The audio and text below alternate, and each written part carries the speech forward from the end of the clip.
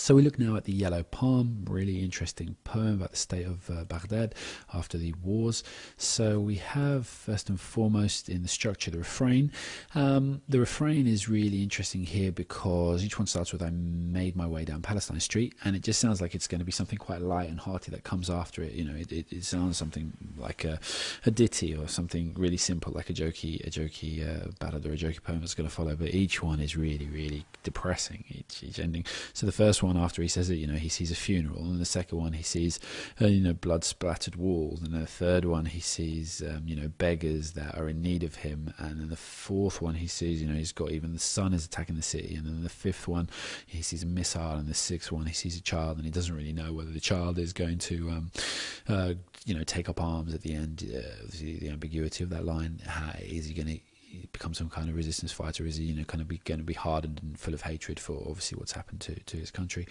So yeah, the refrain is really interesting because it's just it sets us up for thinking one thing and then flips it onto its head. So then we've got the enjambment, and the enjambment obviously invites us to stop and consider, obviously watching and seeing and smelling as this person is walking around. So here we have all the women waving lilac stems, and then he kind of wants, he sees that, and then he wants to see what exactly they're doing around a coffin made of glass, and that's the second thing he notices. And then after that he notices the face of the man. So the enjambment there kind of really takes in stages in his journey. I heard the call to prayer, and I stopped at the door of the Golden Mosque. So we were taking on it bit by bit, remembering everything as he remembered it. Remembering everything. Invited to recall everything as he remembers it, which is a really interesting use of enjambment to let us stop and consider. And we've got the rhyme. The rhyme is quite an interesting rhyme scheme. We've got A, B, C, B, DB. So obviously the second line and everything is the one that rhymes, and I haven't really seen it in a poem of 6 before. So again, it's just kind of got this rhythm going to it, and it feels like it should be more cheery, but again, it isn't in any way. And that obviously adds kind of an ironic tone to the feeling here because of what's happening in the place. It's a beautiful, amazing city, and then it's just been turned into a rather decrepit place. So the rhyme scheme kind of accentuates that. So we move on to meanings, and obviously the first meaning we can pick up is on the state of Baghdad, and obviously that can be seen in every single thing. Obviously you can reference that people are always in mourning, the people who are supposed to be calling people to calm and to some kind of inner peace within the mosques, are they're there. You can see in themselves that they're just full of despair, and they're the ones that need hope and actually picking up.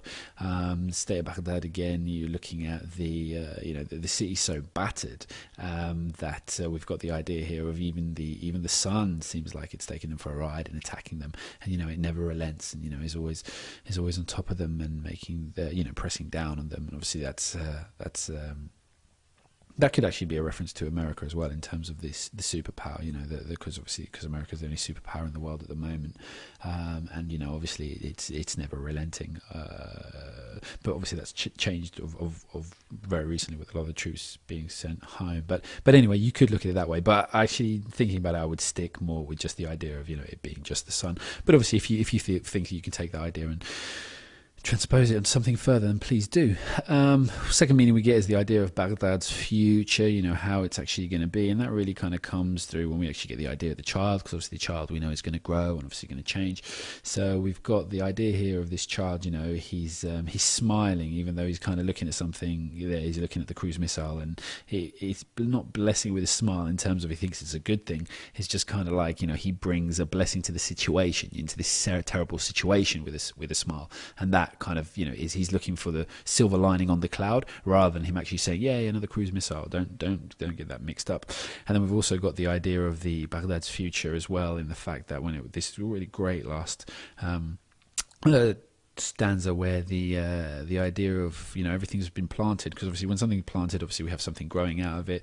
So here we actually have the trees, obviously they're planted, the yellow palms, and they've got their dates, etc. And then the child reaches up to touch it, and the fruit fell into his arms. And obviously, there on one that you could imagine that's the child actually reaching up to get the fruit, but on the other side of it, it's actually, you know, what is this child going to reap from everything that's actually been put in there? Been done to the country. You know, how's he going to feel about it? So it's really interesting. It's looking at Baghdad's future. You know, how the next generation are actually going to deal with this, or you know, in a very aggressive or an understanding or a cooperative or a, you know, all those different kind of ways. And obviously, you see the ongoing problems in Iraq with the political situation there is obviously very grey still. So yeah, there's lots to actually consider there with regards to Baghdad's future. And one of the other meanings and the ideas behind it obviously is the issues facing the people. You know, everyone here's, you know, got a problem. You know, how are these people going to deal with the loss of what could have been a father or a son, you know, someone they love so much?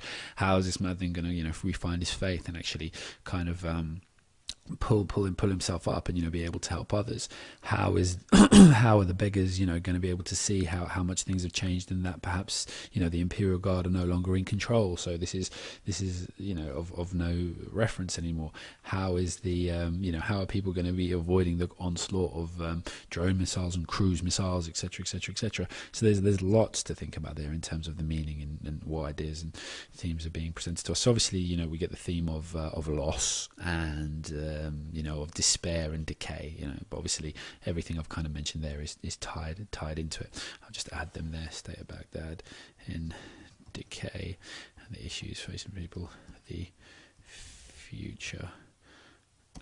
Okay, yeah. So then in images, what type of scenes are presented to help us think about, you know, all these things? Well, you know, we've got this person who's giving us the idea, you know, what they see in the state of Baghdad. You know, this visitor's taking it in, and he's taking it in through all these sensory ideas. So we get a lot of feel from the senses, you know. So first of all, here he watches, and then here he hears, and then here he touches, you know, the hands of the people, and then here he smells, etc., and here he intuits, you know, he's actually seeing, you know, the wildness in the person's eyes.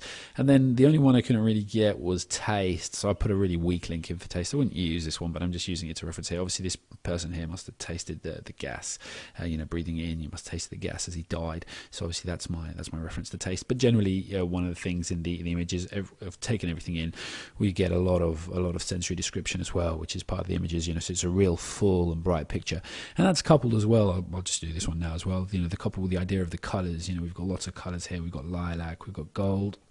Excuse me. We've got black dinars, which is also probably a reference to, you know, maybe money coming from oil, etc. And then we've got the silver caravan, and obviously the yellow palms. So, you know, it's kind of a very bright city. You know, most of those are very, very bright, kind of, you know,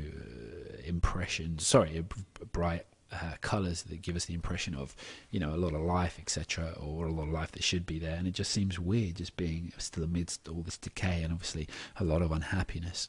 Another direct image, then we've got the blood on the walls of the sanctuary, blood on the wall inside the mosque, and I thought that was really good, or I really reckon that's worth analysing, because there's blood inside the wall, and then obviously inside, so you've got the blood on the wall, and then you've also got the person inside who's obviously got metaphoric blood in their eyes, so, you know, bloodshot, you know, from being in despair and obviously tired, etc. So you've got blood in blood inside something that's golden, and that's really interesting, because obviously it's talking about, you know, the complete corruption from the inside of something, you know, that was golden. And if you look back in Baghdad's history, you know, it was a golden civilization at one point. It was the epicenter of learning in the world, and yeah, it's obviously just a far cry from what it was. But obviously that's not just the Americans. The Mongols obviously did that then as well. So you could actually link that to that. You know, you link to the Mongol conquest of Baghdad as well, and maybe there's poetry about the change in the city that you could actually find and reference. But that's an interesting point to actually bring up if the need takes you.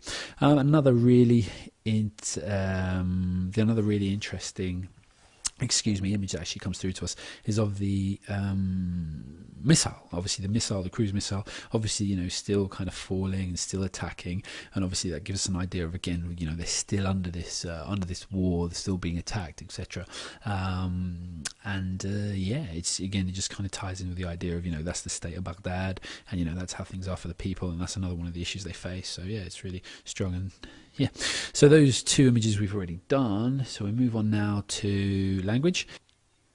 And first off, we have the metaphor of the caravan, the Slow and Silver caravan, on its Slow and Silver Mile, really interesting because obviously historically we kind of tie a lot of ideas of caravans and the moving caravan, the trade caravans in with like Baghdad and obviously the Middle East, and just the kind of about the souks and the markets, etc. It's just obviously it happens everywhere, but stereotypically here we have the idea of the caravan traveling and doing it, and it's interesting because now that cruise missile is a metaphor for the caravan, but it's also an extend. You could extend that further and actually say, it's to do with that's the trade here. That's what money's been made out of this. The cruise missiles and obviously the war, and obviously that's open to interpretation. But I do think from the rest of the stance of the poem, the writer is alluding to that there. We've got the personification of the sun.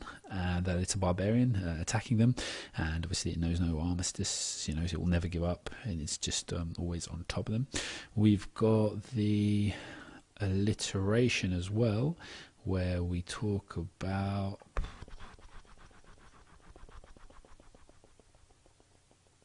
The blind beggars, sorry, it skipped me for a while. So we've got the blind beggars here with and obviously the alliteration there is actually just used, to compound how sorry the situation is, that they're blind and that they're beggars, obviously, kind of hits us quite hard with that. And obviously with the language here, we've got lots of references to war. Obviously we've got the poison gas there. We've got the blood splattered walls. We've got the reference to the Imperial Guard, which was supposed to be defending the place. And we've got defending Iraq, and we've got the idea of the mother of all wars, which talks about the threats that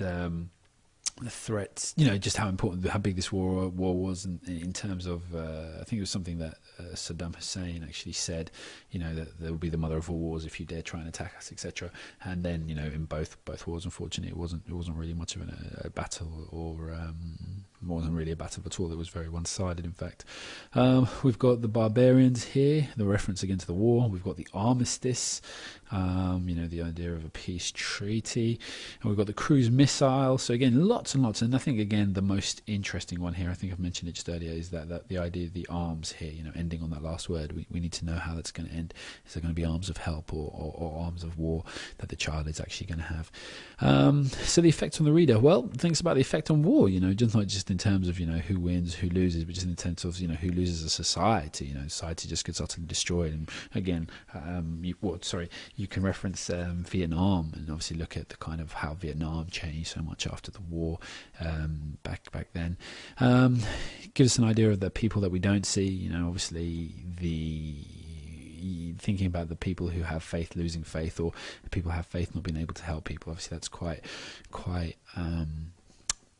it's just saddening, just the person that won't be able to do that particular role, when a society is really going to be needing an icon uplift, and that person is not in the right position to do it. But we also think about the psychological effects on everyone, everyone's mind here, how much hatred or how much anger or how much resentment or how much despair or how much pain is everyone going to have. So, the stretch there of the psychological effects and the human condition is quite telling.